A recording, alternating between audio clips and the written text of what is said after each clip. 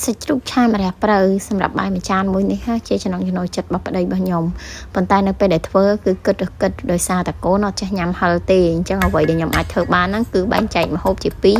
គឺមួយផ្នែកហឹរនិងមួយផ្នែកអត់ហឹរនឹងឯងបើសិនជាផ្ទះយើងដែលញ៉ាំសិតតអ្នកហឹរដូចគ្នាយើងច្រាំខ្ទឹមមួយម្ទេសហ្នឹងជាមួយគ្នាហ្មងទៅ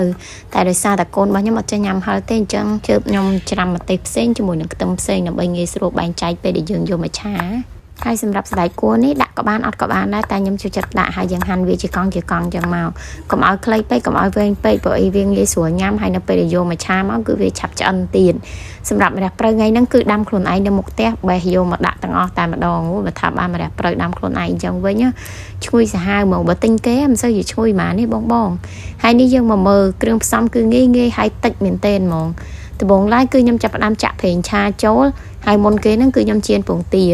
ហ្នឹងចៀនតាមចំណូលចិត្តទៀតសម្រាប់ប្តីខ្ញុំចូលចិត្តបែបជាប់ភ្នៅអញ្ចឹងខ្ញុំអត់ត្រឡប់ទេហើយសម្រាប់ខ្ញុំមួយកូនអត់សូវចូលចិត្តជាប់ភ្នៅទេអញ្ចឹងចូលចិត្តបែបឆ្អិនអញ្ចឹងខ្ញុំត្រឡប់វាឲ្យឆ្អិនណាបងតែបើនិយាយពីអាចៀនអត់យកត្រឡប់បែបហ្នឹងនិយាយពីថាស្រួលព្រោះអីវាលឿនប៉ុន្តែប្រើភ្លើងឲ្យរៀងខ្លាំងតិចទៅដើម្បីឲ្យសម្បកខាងក្រៅវាស្ងួតហើយពងហ្នឹងគឺវានៅជាប់ភ្នៅល្អបន្តមកទៀតគឺខ្ញុំចាប់ផ្ដើមដាក់ខ្ទឹមសចូលពងវាឲ្យឡើងឈ្ងុយមកបែបហ្នឹងមកបងបន្ទាប់ពីវាឈ្ងុយហើយចាប់ផ្ដើមចាក់សាច់ជ្រូកច្រាំប្រើសាច់សុតក៏បានឬប្រើសាច់លាយខ្លាញ់តិចដូចខ្ញុំក៏បានដែរខ្ញុំប្រើសាច់លាយខ្លាញ់ព្រោះខ្ញុំចូលចិត្តសាច់លាយខ្លាញ់បន្ទាប់ពីហ្នឹងមកអត់មានអីទេគឺយើងឆាវាដើម្បីឲ្យស្ងួតទឹកបន្តិចដើម្បីឲ្យវាកាត់ជាតិឆ្អាបហើយបន្ទាប់ពីស្ងួតទឹកហើយចាំយើងដាក់ទឹកបន្តិចចូលវិញដើម្បីឲ្យវាចូលជាតិបន្ទាប់ពីហ្នឹងមកគឺខ្ញុំបន្ថែមនៅម្សៅស៊ុបប៊ីចេងហើយនឹងស្ករខ្ញុំអត់ប្រើអំបិលទេហើយប្រើប្រេងខ្យងចំនួន2ស្លាបព្រាបាយកូរគ្រឿងទាំងអស់ហ្នឹងឲ្យសព្វចូលគ្នាហើយឆារហូតដល់សាច់របស់យើងហ្នឹងវាមានលក្ខណៈរីងទឹកស្ងួតទឹកល្អបងអាហ្នឹងទើបល្មមភ្លក់ឃើញថាល្មមហើយខ្ញុំបែកមកចានទុកឲ្យកូនបន្ទាប់ពីហ្នឹងមកខ្ញុំចាប់ផ្ដើមដាក់ម្ទេសចូលហើយដាក់សណ្តែកគួរចូលតែម្ដងនៅពេលនេះគឺយើងឆាត្រឡប់វាតិចបានហើយសណ្តែកគួរកាលណាឆ្អិនពេកក៏អត់ឆ្ងាញ់ដែរណាតែដូចខ្ញុំនិយាយចឹងបើសិនជាផ្ទះបងញ៉ាំហឹរទាំងអស់គ្នាញច្រាំខ្ទឹមជាមួយម្ទេសចូលគ្នាទៅឬក៏បុកក៏បានដែរធ្វើឲ្យរសជាតិវាកើនរឹតតែឆ្ងាញ់ឥឡូវឃើញថាសាច់របស់យើងស្ងួតទឹកល្អហើយគឺខ្ញុំចាប់ផ្ដើមចាក់ម្រះព្រៅយើងចូលតែម្ដងមុខម្ហូបមួយមុខនេះលឿនណាស់បើថាសាច់ជ្រូកច្រាំមានទុកនៅក្នុងទូទៀតណា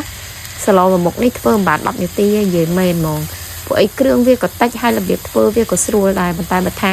យូរគឺយូរនឹងការច្រាំសាច់ជ្រូកនឹងតែម្ដងឥឡូវមកមើលនៅឆ្នាំងបាយដ៏ខ្ជូតរបស់ខ្ញុំផលិតផលពី Media ហ្មងចានិយាយពីថាពណ៌ឆ្នាំងមួយពណ៌ចានវាស៊ីគ្នានោះតែម្ចាស់អត់មានស្រឡាញ់ពណ៌ទឹកក្រូចទេតែបើថាឆ្នាំងបាយវិញអត់ខ្ជូតអត់ប្រើហ្មងឥឡូវយើងចាប់ផ្ដើមមកដាក់បាយបែបហ្នឹងមកដើម្បីយកសោភ័ណភាពមកដូចធម្មតាក៏បានដែរតែខ្ញុំនេះរៀងចូលដែរដាក់ចឹងទៅឲ្យថតឃើញវីដេអូវាស្អាតគ្រាន់ចឹងណាបន្ទាប់ពីយើងដាក់ឆាចូលមកចាហៀងហើយយើងយកលព្រាមកត្រៀបវាបន្តិចមកដើម្បីឲ្យវាចេញរៀងស្អាតបងហើយដួសពងទាដាក់តែប៉ុណ្ណឹងឯងដាក់សមដាក់លព្រាមកមួយចានប៉ុណ្ណេះប្តីខ្ញុំដល់ឆ្ងាញ់ដល់កោះចានទៀតហើយនិយាយពីថាឆ្ងាញ់ចុះឆ្ងាញ់ឡើងគីឡូឡើងសើតមកម្នាក់នេះអត់ប្លង់សម្រកទេអី